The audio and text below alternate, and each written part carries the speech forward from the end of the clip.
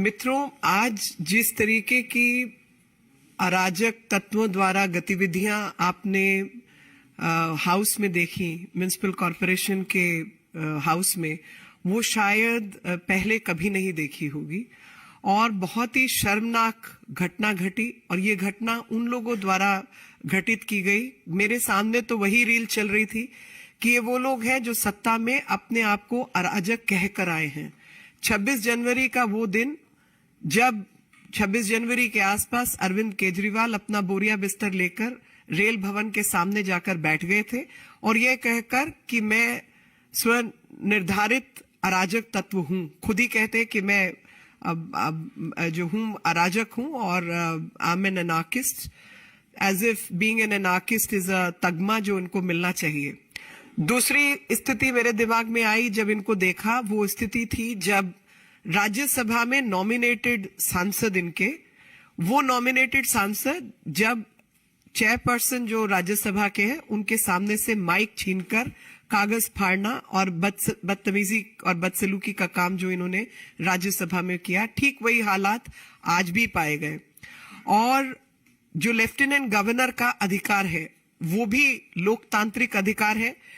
Section 33B1 जो municipal corporation का act है, आपको समझना होगा कि एमसीडी एक्ट जो है वो एक सेंट्रल एक्ट है, वो स्टेट एक्ट नहीं है। तो केंद्र सरकार को अधिकार है उसके तहत नियम बनाने का, मर्जर का नियम बदलने का, और उसी अधिकार को एग्जीक्यूट करते हुए जो एडमिनिस्ट्रेटर है दिल्ली का, जो कि लेफ्टिनेंट गवर्नर है, उनको अधिकार है कि वो नॉमिनेटेड पार्षदों को भेज सके हाउस के अंदर। तो नॉमिनेटेड सांसद हो या निर्वाचित सांसद हो, सबके अधिकार एक ही होते हैं।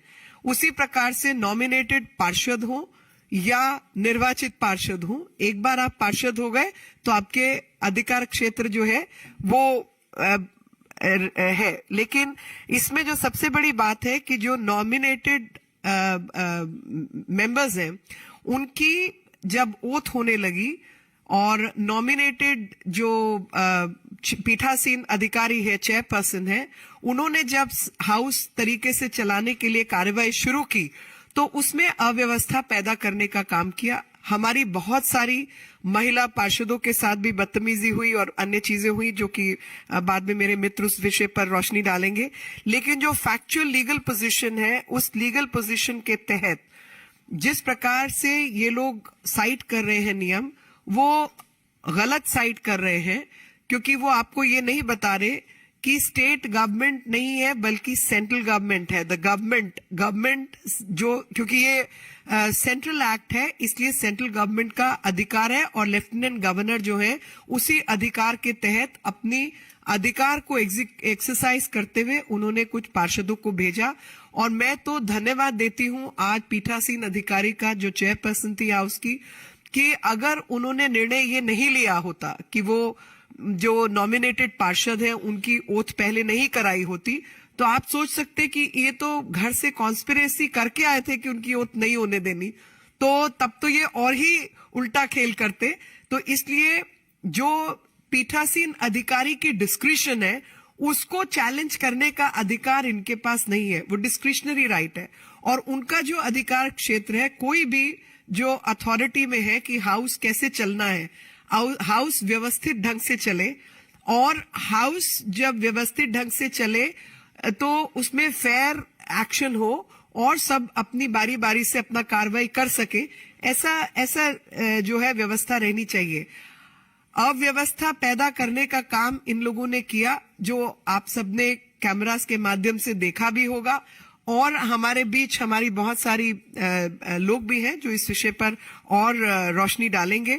तो मैं यही कहना चाहूंगी कि जहां तक कानून और नियम का अधिकार है, हम सब लोग within law we have acted in terms of law and regulation. You must understand that section 33B1 of the municipal act, Municipal Corporation Act has been brought into action. The administrator of Delhi happens to be the Lieutenant Governor, and in exercises of power vested in Lieutenant Governor of Delhi, he has exercised his power and nominated people to the House, and also nominated the chairperson of the House to conduct the proceedings of the House in a fair manner.